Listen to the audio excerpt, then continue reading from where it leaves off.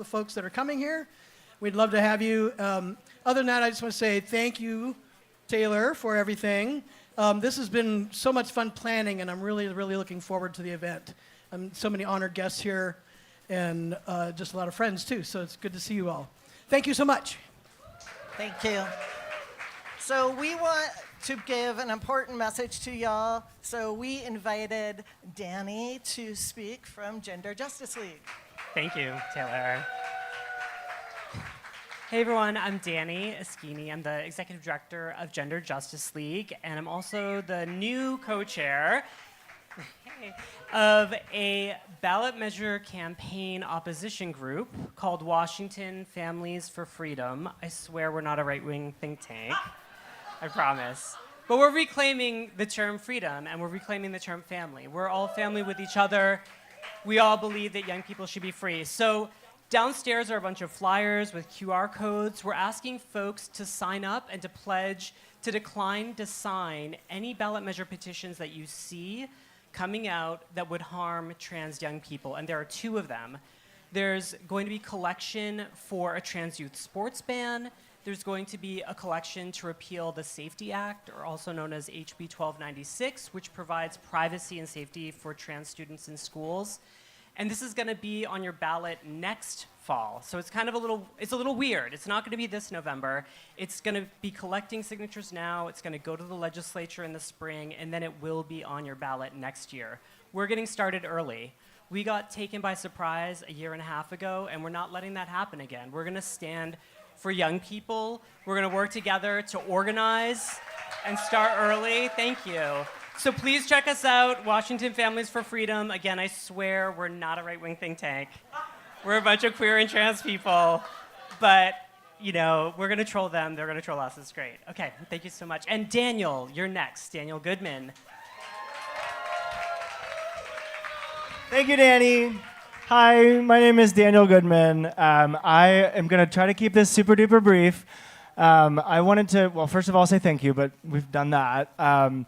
What I would really like to say is that you're going to hear from candidates for City Hall today, City Attorney, Council, and Mayor. They're all the candidates that you're going to hear from tonight are challenging people who are already in office, who declined our invitation to come tonight. That was the reaction I was hoping for, so thank you. So we know that we have a conservative city council and city hall and Republican, city attorney right now, because people on the right influx a lot of money into campaigns. They bought the city hall, essentially. There is not an organization, from what I can tell, that is as well organized as the queer community right now. I only know of... Thank you. That does deserve a round of applause. I only know of this candidate forum happening and the Burners candidate forum happening. Say hi, Hannah. And that is on Thursday. And the Burner is like, they are the queer community. They're like the voice of the queer community. So basically, the queers kind of are like doing the very fucking most right now, and yet queers do not have a political voice. And what I mean by that is, while on the far right, conservatives can influx and buy City Hall, on the left, queers are not participating in politics at all. And just to be clear, I am not in any way affiliated officially with this event, because it's all a bunch of nonprofits. And nonprofits as 501c3s cannot contribute directly to candidates. However, I went ahead and started a PAC, and I haven't told you about this, Danny, but I've been planning to. It will eventually be supporting these initiatives that we have to kill next year. But why not go ahead and play in this little race and let the collective queer voice participate in politics? And so it's called the Queer Agenda.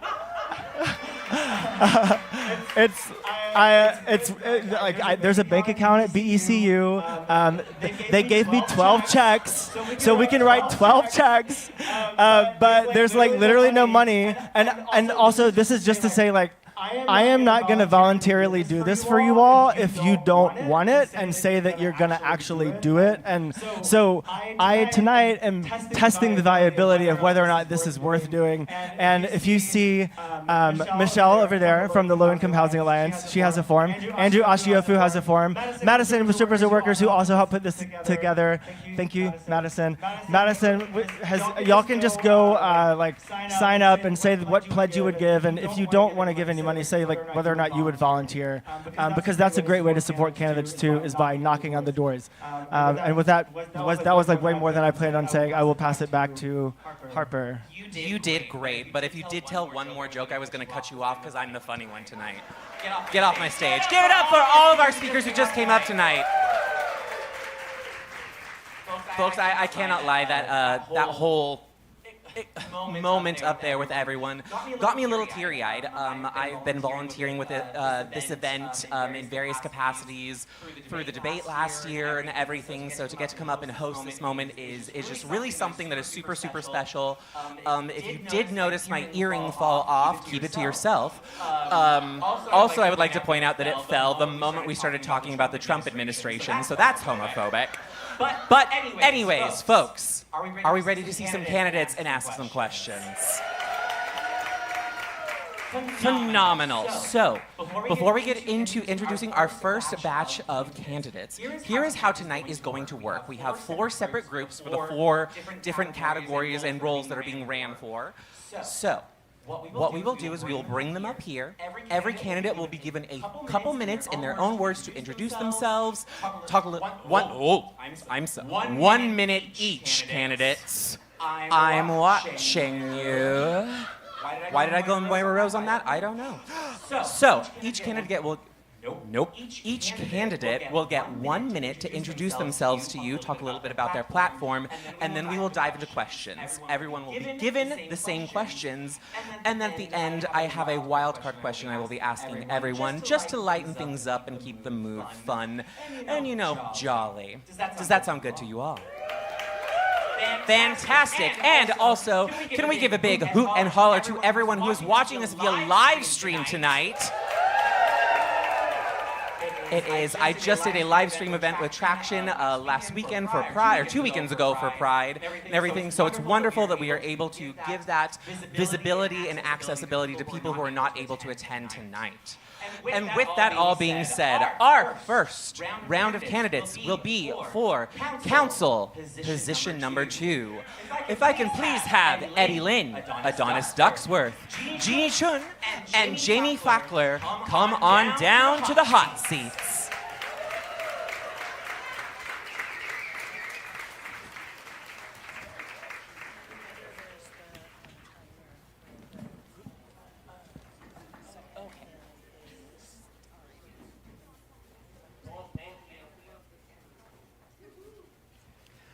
Hello, and good evening. Another round of applause for our first round of candidates for City Council Position number 2.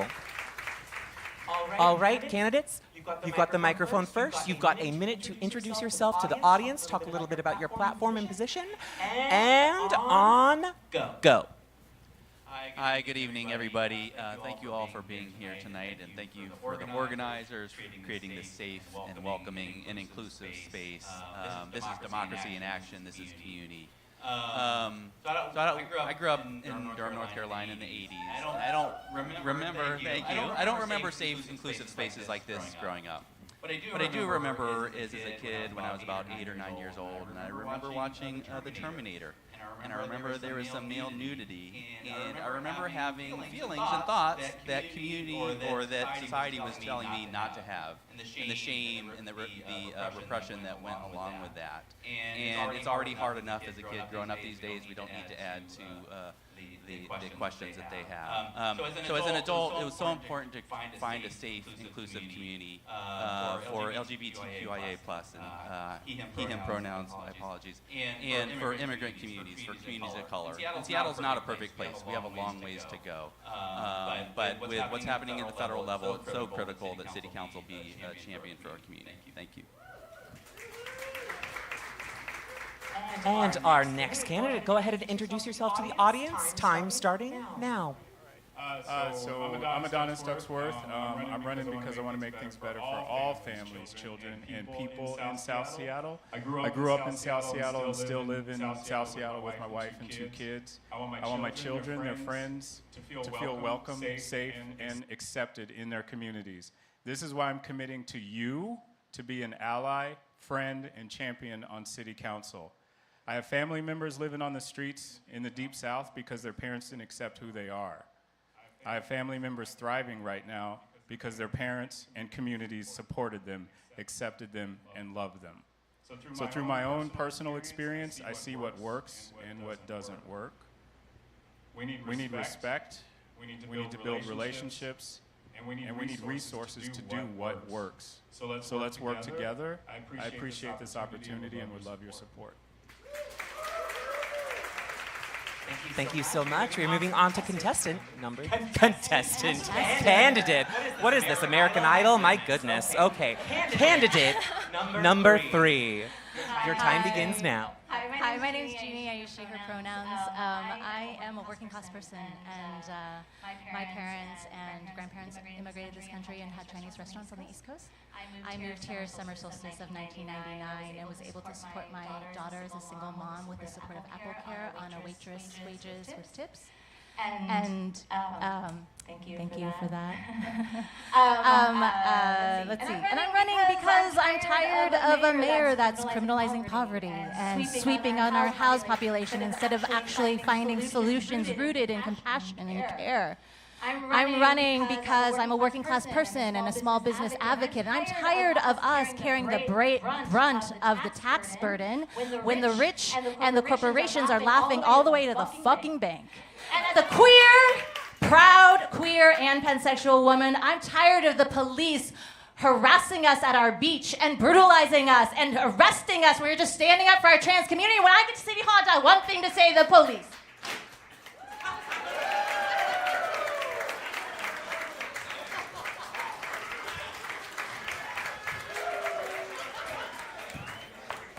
You're coming for my gig. Oh. And our final candidate of this round. Go ahead and introduce yourself to the audience. Time beginning now. I get to follow Jeannie. That was awesome. So, hey, I'm Jamie Fackler, longtime Seattle resident. I've lived here for 30 years. 5th generation Washingtonian, raising a son with my wife in South Seattle. Grew up in Bellingham. We had a great gay bar up there, Rumors, where, spent a lot of time drinking with friends and love that place. Moved to Seattle and built some great bars here. Worked on aerospace back in my early 20s, like back in the day. So really, and lived on Capitol Hill. And this is an inclusive community. And to me, that's really what this is about, is making Seattle a place for everybody. I believe that housing is a human right, and that's really what got me in the race. And when I got into the race, I was the only person to support Prop 1A. Jeannie supported Prop 1A and voted for Prop 1A. And to me, that's exactly what we need to do. We need affordable housing for everybody. Everyone is being displaced from this community. Artists, folks of color, queer folks, and we need to take a stand and change this model, and that's why I'm running. Keep that energy going, and a big round of applause for our first batch of candidates tonight. All right, candidates, we will now be moving on to the question portion. So you'll each get about a minute to a minute 30 seconds to respond to 4 questions that we have for you all. So many of you touched on this in your intros, so the first question is going to focus on renters and housing. Question is, what specific policies will you champion to strengthen renter protections and prevent displacement in District 2? Again, what specific policies will you champion to strengthen renter protections and prevent displacement in District 2? We'll go ahead and start at the end here and then work our way back. Yeah, thank you. So this is really why I got into the race. Seattle has a broken housing model. 15 years ago, working families could afford a house in Seattle. Now working families need to bring $500,000 to the table. That's impossible, and that plays out in the rental market as well. And Prop 1A, offers an opportunity to change that model, provides permanently affordable housing for people of all income levels. And so standing that up and actually growing it. At the 37 Dems, where I'm on the E-board, When House Our Neighbors came looking for an endorsement, and they talked about $50 million, I was like, we need to go bigger with this program. And that's my intent, is to fund social housing on a much larger level. And to really change the affordability model in this city so that folks can actually live here. So people that work in this city can actually live in this city. Before we hand that off, briefly for the audience, there may be people here who don't know. Can you, between the two of you, elaborate on what Prop 1A is? Sorry. So no, thank you. So really, Prop 1A is the funding mechanism for the social housing developer. So the social housing developer creates permanently affordable housing that's available that's affordable. You know, people are going to pay no more than 30% of their income, and that's people making 30% of average median income to 120% of average median income, and that is permanently affordable. And so the Chamber of Commerce and the current City Council, boo,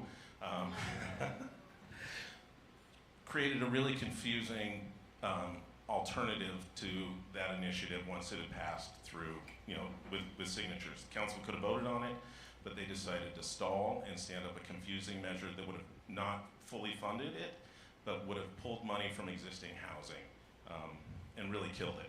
Great, thank you for that clarification, I appreciate it. Again, the question is, what specific policies will you champion to strengthen renter protections and prevent displacement in District 2? Yeah, so just a really quick, Prop 1A also, so you know, it was a bill to support social housing developers funding mechanism. So basically, the corporations, for anybody that makes over $1 million, the corporation, if your salary is over $1 million, raise your hand. So your salary, the corporation would get an extra tax. And so Jamie and I were like, fuck the rich, fuck these corporations. They need to tax and provide social housing for all of us that's affordable. We are the only two that did that, just so you know. So we believe in strong renter protections. I also agree with Jamie, the way that we keep things affordable is to build more housing. That means more affordable housing, that means more social housing developer, that also means more market rate housing, because the more that we build, the more that that's gonna drive the market down to make rent more affordable for you. So yeah, growing up, we didn't own our home. We rented our home when I was in college. I didn't really own anything. Lived in different places with different people. And over the last 20 years, the housing situation's just gotten to a point where nobody can really own a home anymore. And when it comes to rentals and renting, it's completely out of reach for a lot of people. So that's why I do support the banning of the algorithmic rent setting, things like RealPage. And also, you read in the newspaper about affordable housing providers going out of business or selling off their businesses. And so I think it's time for people in the housing community and people on our city councils to show a little bit of leadership and come together to pull together a package to help keep these people funded, and so that we can find more housing that's affordable for everybody.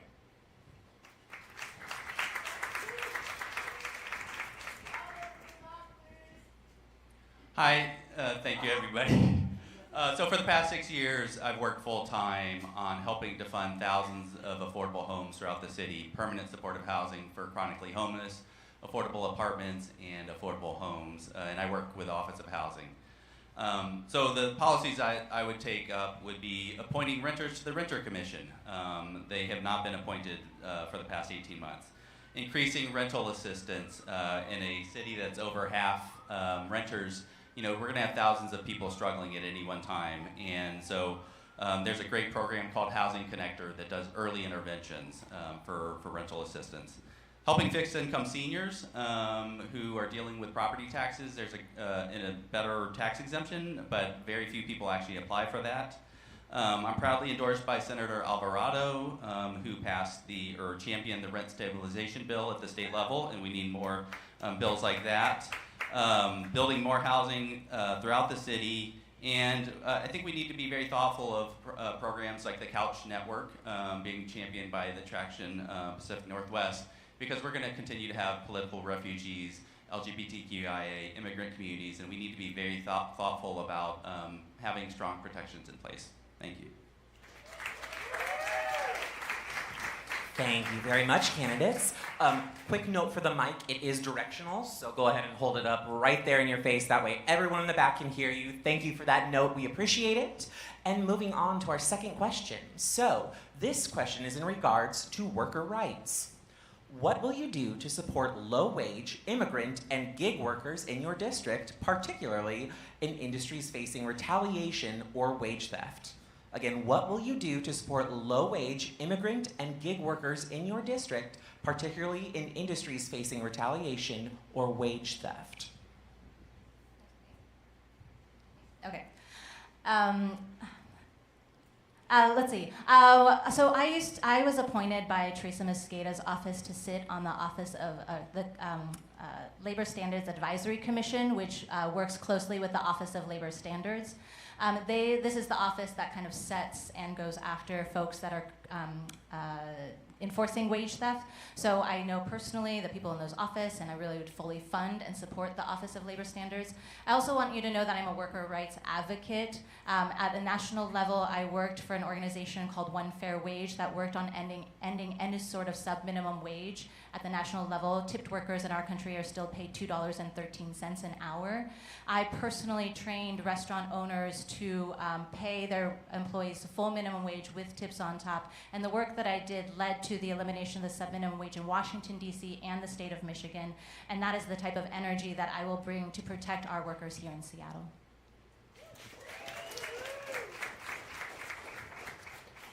Well, first, fight to protect the funding and resources for our Office of Labor Standards, especially as revenues come up short. Second, use my soft powers on City Council to stand up and show solidarity with the workers. I'm in a union, Protect 17. The campaign is endorsed by several unions as well. Last week, I went down to Mauser Packaging and stood with the workers down there a couple days out of the week to just show that solidarity, listen to what's going on. They're locked out. They were in the middle of contract negotiations, and they're locked out. They're completely locked out. And these are immigrants. These are family men.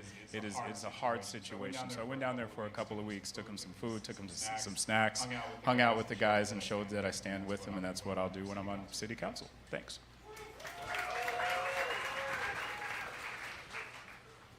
I agree with Adonis. One of the most important things we can do is to maintain and actually increase funding for the Office of Labor Standards. We have some strong labor protections in the city, but they're only as good as the enforcement and the funding that goes along with it. Right now is a very difficult time for workers, especially immigrants who are concerned about retaliation and immigration enforcement, and so we need to be sensitive to that, and that's why it's so critical that we not just rely upon a complaint-based system, that we actually be proactive as a city and investigate employers, which it's not just bad for the workers themselves, it's bad for the entire community, it's bad for our economy, and it penalizes the good employers when you allow bad employers to engage in wage theft, which, by the way, is the largest type of theft. It far exceeds any other type of theft in our community. We need to partner with more community partners like El Centro and Casa Latina and labor unions to be partners with us in this enforcement.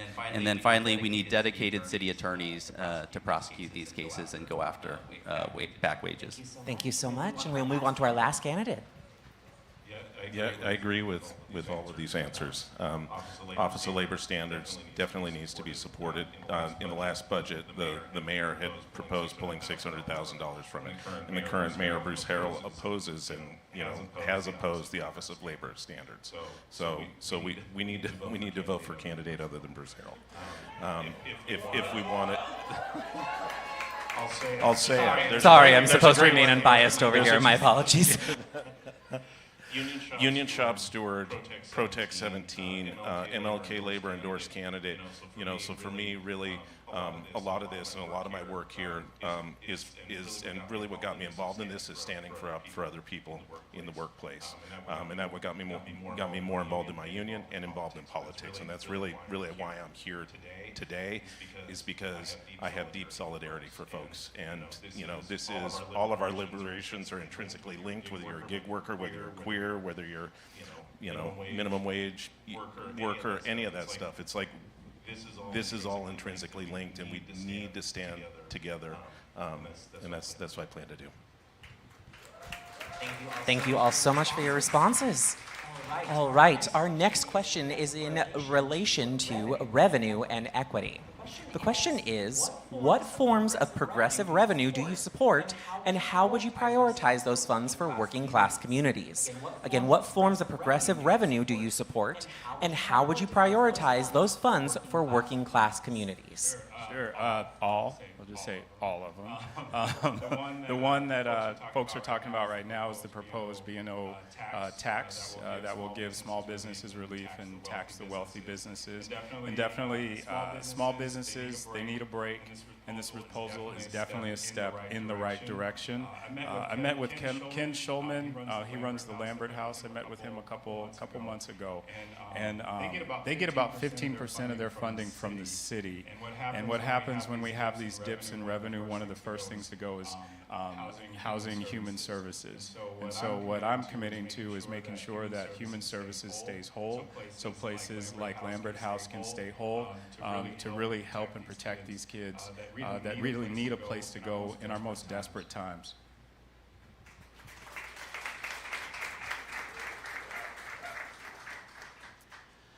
I would agree, all of the above. We can increase the Jumpstart payroll tax, capital gains tax, vacancy, wealth tax, income tax. I do support the proposed B&O tax. Just this past week, there was an enormous tax giveaway to the wealthiest corporations and wealthiest individuals in our country. And that's going to have enormous impacts to our communities, impacts to Medicare and Medicaid. And so there are things we can do locally, both at the state level and local level. We're going to feel the impacts locally, but we need to raise those taxes on the big corporations, on wealthy folks, and then use those revenues to defend our communities. One other thing I would just like to mention, there's also an upcoming Families Education Preschool and Promise Levy. It's not a progressive revenue, but it is an important way that we fund our wraparound services for our schools. Seattle Public Schools is struggling right now, and they're facing cuts, and I want to make sure that there aren't cuts to critical services, including support for LGBTQIA students, for immigrant students, for our communities of color. And one of the best ways that we can continue to support our families and students is with that FEP levy.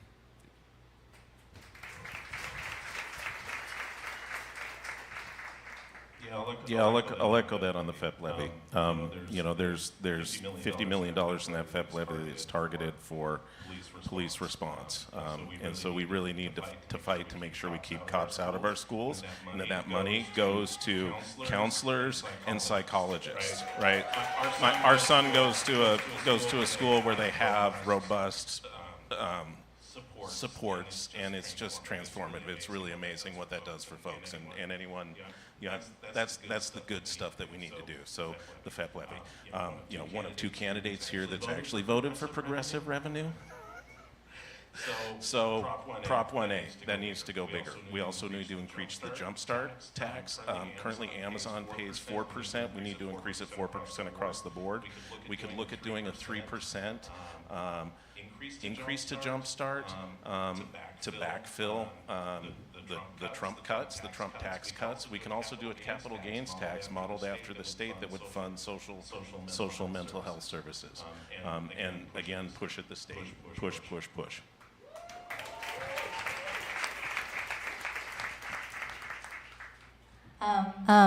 I'm just going to say Katie Wilson built an entire report, a study about all the progressive revenue that could potentially benefit Seattle. So I would say that. I'm going to use my time to say who has supported progressive revenue. Jamie and I have voted for Prop 1A.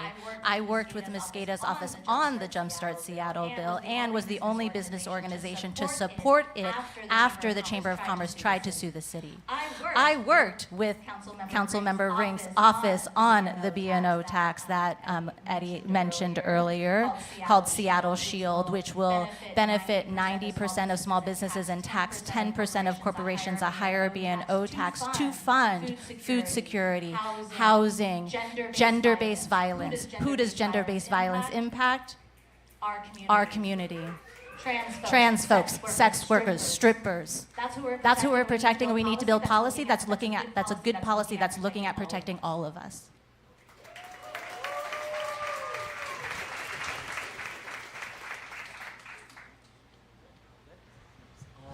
right, candidates, thank you very much for those insightful and wonderful answers. It is now time for your wild card question. Prior to tonight, you were asked to prepare a lip sync performance. I'm just kidding. Could you imagine? So, for this first group, your wild card question is Tamagotchi, Furby, Hello Kitty, and now Labubu. Are you pro or anti Labubu? The timer starts now. I am neither pro nor anti-Labubu. I apologize. I cannot take a position on Labubu. But I do want to correct the record. I am strongly in favor, and I have been for years in favor of progressive revenue. I've been going down to Olympia fighting for a wealth tax, a capital gains tax. Last year or 2 years ago, when there's a proposal for 20 million more in student mental health, I argued in favor and advocated in favor of that, increasing the capital gains tax. Labubus, thank you. Spicy. Okay. Next candidate, por favor. Pro or anti Labubu? It's very simple. No, I mean, no. I'm pro Labubu. 100%. On board, count me in. Yeah, that's the one. I love my job. Oh my God, I thought I was the hippest person up here. Clearly that's not true because I have no idea what anybody's talking about right now. The only thing I knew was Hello Kitty. That tells how old I am. Like, that's it. I'm sorry. Taylor, you got me. I see you. You got me. Okay. All right. I love Labubu. And Labubu reminds me so much of the Mon Chi from my childhood that is on the shelf in my bedroom. That Mon Chi-Chis, going way back machine, Mon Chi-Chis were stuffies with plastic faces, and they would actually suck their thumb.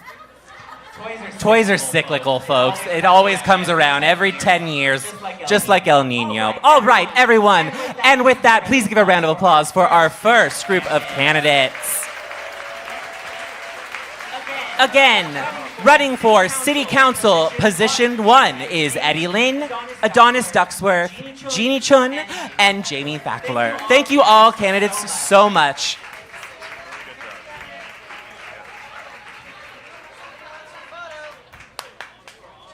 Gather round for a photo.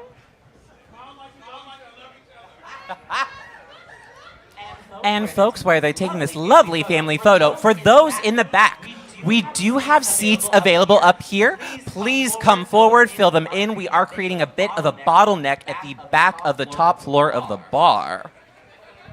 Also, just a reminder, if you want to sign the form that Daniel gave, feel free to continue doing that. You don't have to stop. Don't stop.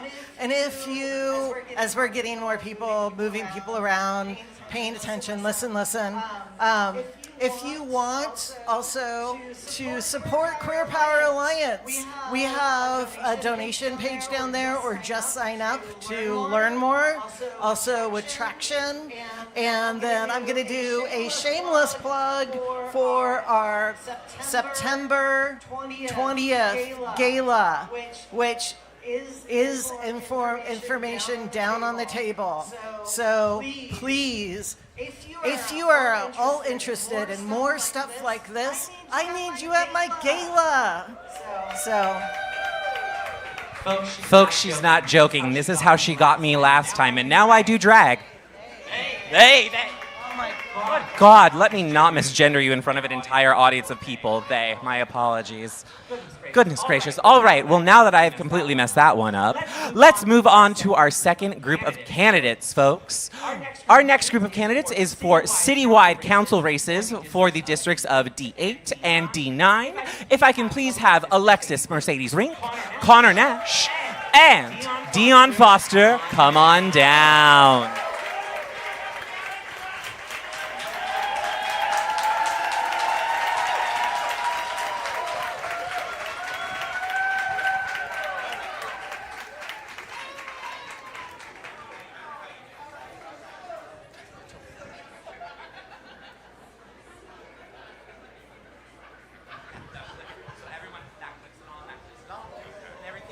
All right, just as before, candidates, you will each have a minute to introduce yourselves to our lovely audience here, and then we will dive into questions. Sound good? Yeah. All right, kicking us off. Let's go. Well, right now you're probably asking who's that brick on stage. Well, this brick is Connor Nash, and I'm running to be your next citywide council member. And you'll learn more about me and my platform tonight, but I wanted to tell you why I'm dressed like Sarah here.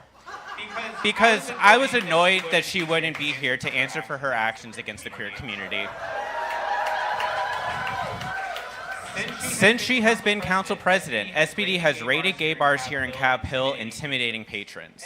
SPD has harassed queer and trans beachgoers at Denny Blaine while doing little to stop the actual harassers on the beach.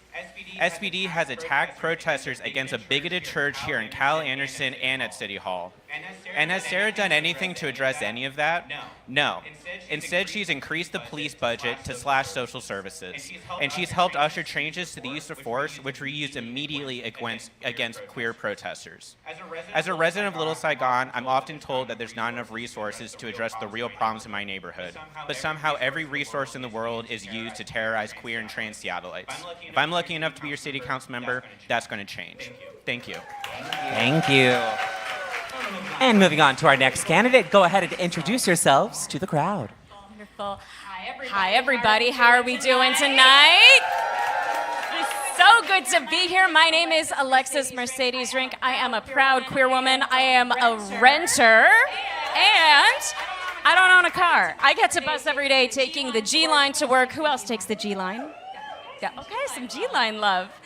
Where I get the incredible honor of serving all of you on Seattle City Council, Office of Position 8, the People's Office, where we're fighting for a city that works for everyone and not just the ultra-wealthy few.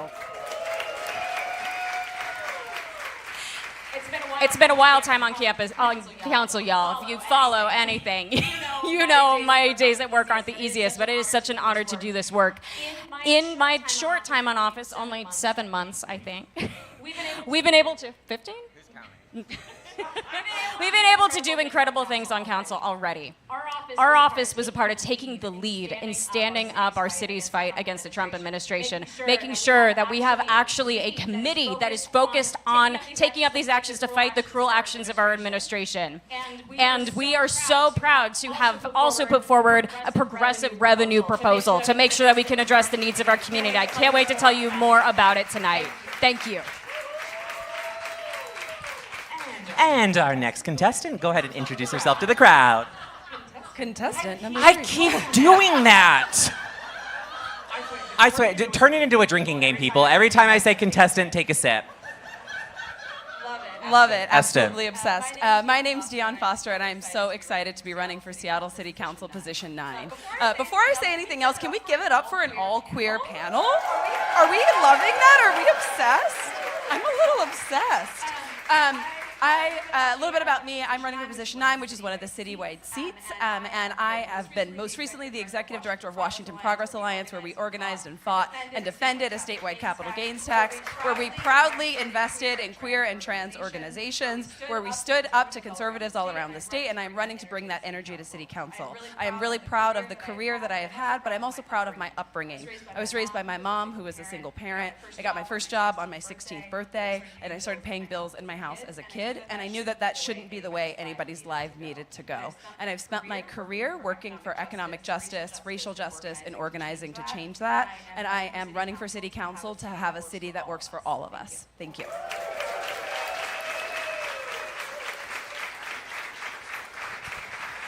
Candidates, thank you so much for those lovely introductions. And now we are moving into the question portion. This really is starting to sound like a beauty pageant. It's trust me, the evening gown is next. I hope you're prepared. All right, everyone. The first question is in regards to policing and criminalization. The question is, what structural changes would you support to reduce criminalization in city policies, especially for youth, unhoused, queer, Black, and brown communities? Yeah, there's a lot of things. I think that council did the wrong thing when they brought back soap and soda last year. Those are, yeah. I mean, those are just ineffective policies. They don't solve the challenges that our communities face, and they criminalize people, and that's not what we need to be doing.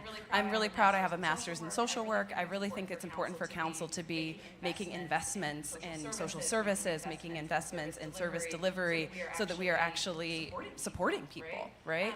I also think that it's important that we are, did you ask about the care team, or did you just ask police? I forgot now. I got on my little thing. Basically, policing and criminalization in general, it's city policies. Yeah, thank you. I'm back. Okay, and I want us to bring back the energy around police accountability. I feel like we have lost the thread on that, right? And I think there were a number of amendments that Councilmember Rink has brought forward that failed to pass, that are absolutely reasonable ways that we can restrict use of force and ensure that we are having an effective and a constitutional police department. I think we also need to make sure, I know that somebody spoke earlier about the racial and gender discrimination in the department. We need to get right to work on fixing that. I see the time card, and I'm going to pass the mic. Thank you so much. Thank you so much for this question, because it's front of mind, and I too was on record of really being against soap and soda because of the disproportionate impacts it has on Black, brown, and queer communities in this city. It is deeply troubling that this was a policy that was resurrected seemingly from the dead. We thought we had moved on, so it has been really disappointing to see that the city had moved forward with something like that. And in my time on council, we've been fighting to put forward amendments to the FEP levy to try to keep cops out of schools, also including language to make sure that we were not putting forward and funding programs that contribute to the school-to-prison pipeline. That language was removed from my amendment. That language was removed from my amendment, which really goes to show how much a council majority matters here. But we proudly put forward that language and a slate of other investments to the Families Education Preschool Promise Levy, investments that support our most vulnerable kiddos in our city. And we were proud to work on those amendments in coalition with so many incredible restorative justice practice agencies as well. Thank you so much. Your time. Yeah, so everybody's talked about the soda zone, but I'm the only one who actually lives right outside of a soda zone. So I actually see the effects of what's happening in Little Saigon. And let me tell you, no one's getting helped with this soda zone. Everybody is just getting swept away, and then 10, 15, 20 minutes later, everybody comes back, and it just looks the same. No one's getting help. No one's getting the social services they need to actually break the cycle that they are in. And we need to be funding more of the social services rather than funding our police officers, because they are well paid enough. We need to fund our social workers, and we need to make sure that they're doing the work that they're doing and helping people through the struggles that they're experiencing. And also, we need to make sure to go more on the criminalization of things. We need to make sure that there's accountability in our police department, because they assisted ICE in the federal building downtown in deportations. And last time I checked, that's illegal in Washington State. They're not supposed to be helping with deportations. And so we need to make sure that they are doing, a crazy concept that the cops are following the laws. I know, crazy. But we need to make sure that they're doing that. Candidates, thank you so much. The next question is around housing and renters. Seattle is a majority renter city with a record number of evictions. What is your plan to increase renter protections and advance truly affordable housing? Right now, I am the only renter on council. We are a majority renter city, and we do not have proportional representation on council. And so I take it very seriously as a charge to be the voice for renters on council when we're having these discussions about tenant protections. I fought to make sure and try and get our Renters Commission, which has been kept from having appointments go forward, been fighting to try and forward those appointments. And this was an intentional silencing of renters' voices. So we're talking about, I was also in the state legislative session advocating for rent stabilization, and I know a number of folks in this room were a part of getting that across the finish line. And even with the tenant protections we have on the books right now, which we're going to fight to keep them, we know it's still not enough. There is always a power dynamic between your landlord when you're a renter.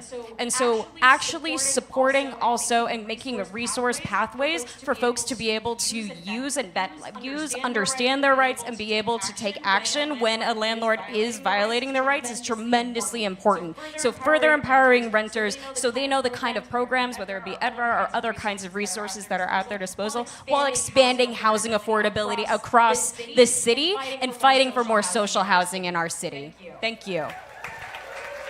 Thank you. Go right ahead. Well, one thing that we can do to be supporting our renters is by increasing social housing in our city, and we need to be making sure that Jumpstart funds are actually being used for what it's meant to, and one of the pillars is affordable housing, and not using it to increase SPD's budget.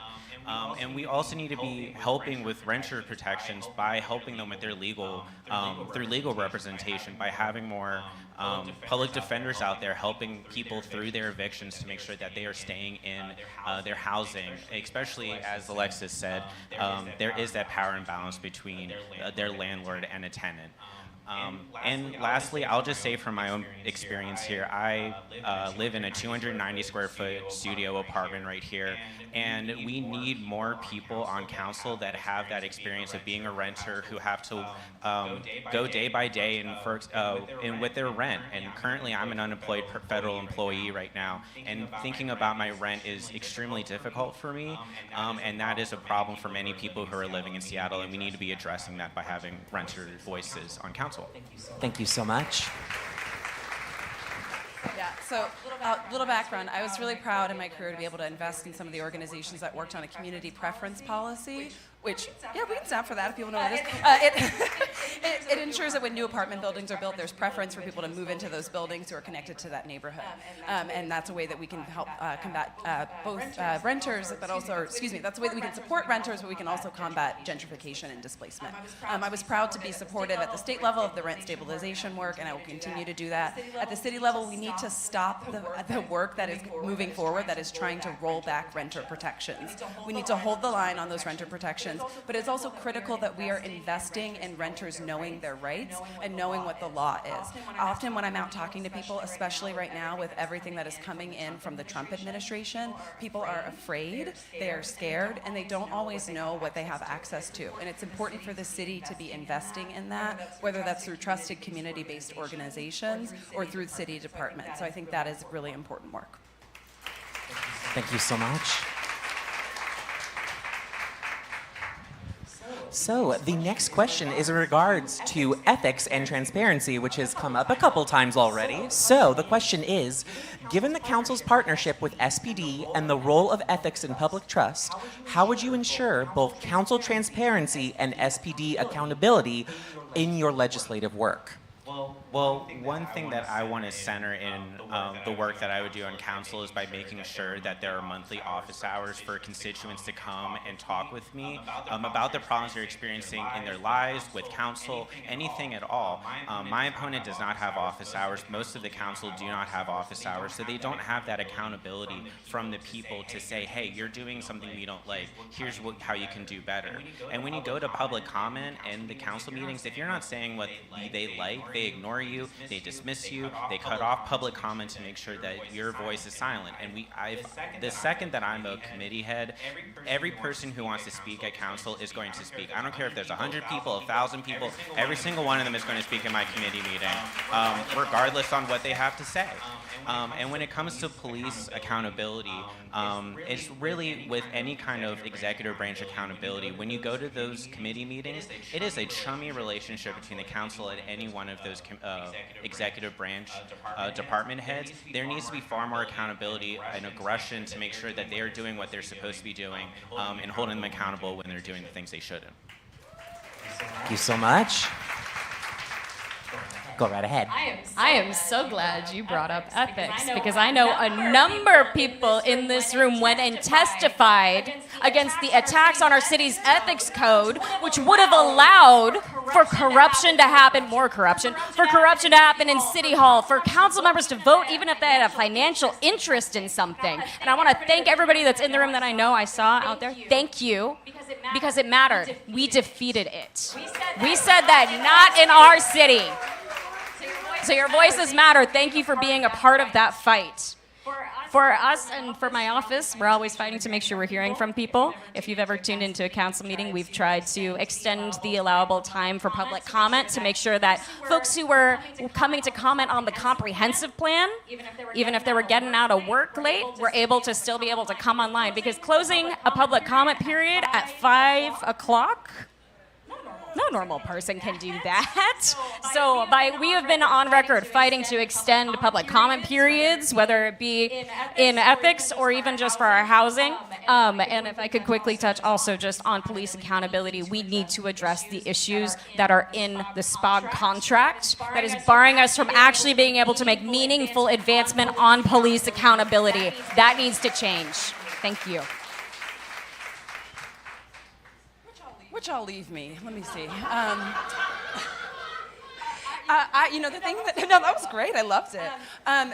What I would add to that is, especially around the transparency, is the last minute amendments and walk-ons. For folks who are in City Hall a lot, you've seen this. Oftentimes there are amendments that are coming forward that are not uploaded online before council is talking about them. And I think that really undermines public trust. And frankly, it's just bad governance, right? It's just, we need to address that. This is a people's government. It's government. That's how it should work. So I can add that to the conversation. I'll also say, I've been on ride-alongs with the city's care department, and I think it's important that we address some of the content that's in the MOU between the city and the care department that limits the care department from doing their job and makes them be co-deployed with SPD. I think that we can have a much more effective care team if we address that on council. So. Thank you all so much. I'm going to look to my little co-conspirators here. Do we have time for the fourth question? Work. All right. You have a fourth question regarding revenue and federal response. The question is, what progressive revenue policies would you pursue to shield Seattle from future federal overreach, such as, National Guard deployment or funding rollbacks, and fund critical community needs? Well, I was going to give the mic to Alexis, but I'll let her do that. So I think I'm absolutely in support of the SHIELD policy that Councilwoman Rink has put forward. I think that's really exciting. I'm proud to have worked on capital gains at the state level. I think we can deliver on that at the local level. I'm going to echo whoever was out here earlier that said all of them. We live in a city where we have the 49th worst tax code in the country for working people, and and I think it's the 8th most favorable for high-income earners. And we need to address that, right? So that means making sure that progressive revenue stays on the city's agenda for what we were asking for our lobbying team to work on the state with. Thank you. That means making sure that we can pass new policies at the local level. That can mean expanding the Jumpstart tax. I think we need to have everything on this table right now. And I want to be really clear about the why. We are looking at massive cuts from the federal government. We are looking at, they're defunding the suicide hotline for LGBTQ youth, right? We are looking at cuts to SNAP. We are looking at cuts to Medicaid. I was on Apple Health when I had my son. I don't have time for this, right? This is not what's going to work for working people, and it's important that we have a council that's really clear about that. Thank you.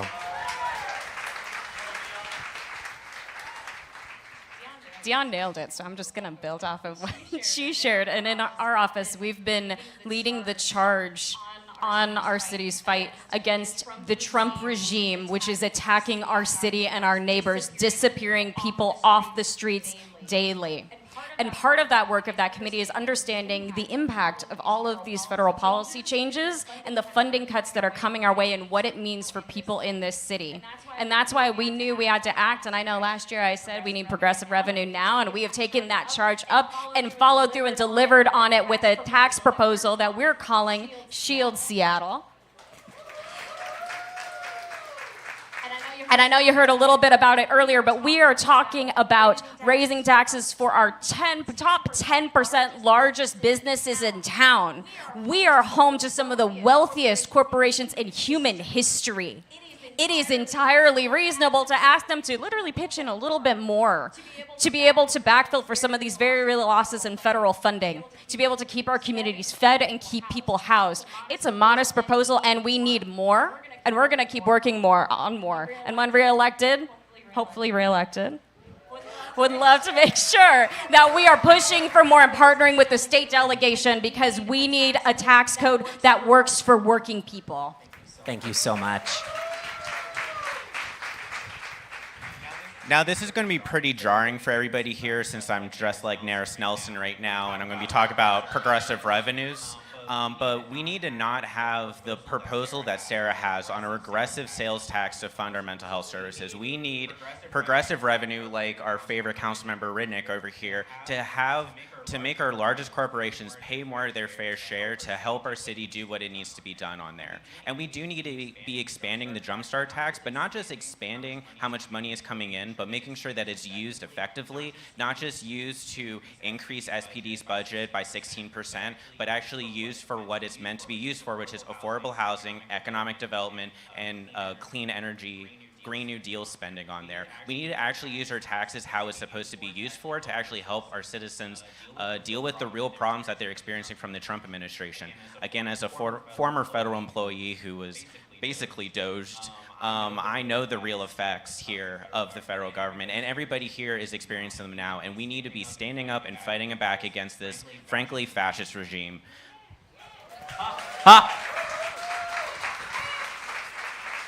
Not hearing frankly fascist, and my brain went, Frank Lee Fascist. That's a drag king name. No one ever used that drag king name. All right, candidates, we've come to the most important part, the wild card question. Your wild card question is, if you see that go-go box in the back with that light upon it, I was leaning up against that during our Drag the Debate viewing party when the phrase, "they're eating the dogs, they're eating the cats," was uttered. If you had to choose one to save from being eaten, which would you choose? The time begins now.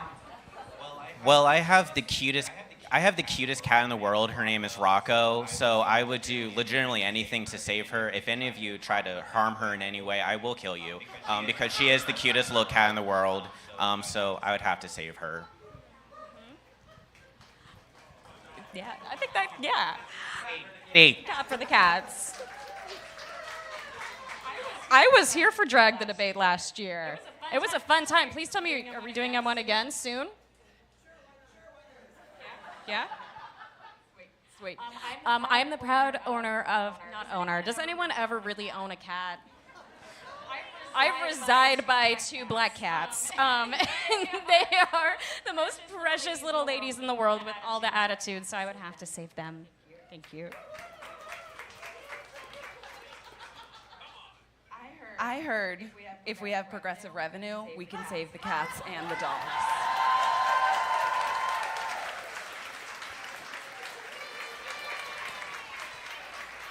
It's what they say. A bigger pie, if you will. Just playing, I have a dog, y'all. You did that. A round of applause for our second group of candidates, everyone. Again, it is Alexis Mercedes Ringford, council position D8, Connor Nash, and Dion Foster for council positions D9. Round of applause, and thank you so much. You know the drill, gather round and everything. We'll do a family photo. Folks, we have reached the intermission portion of the evening.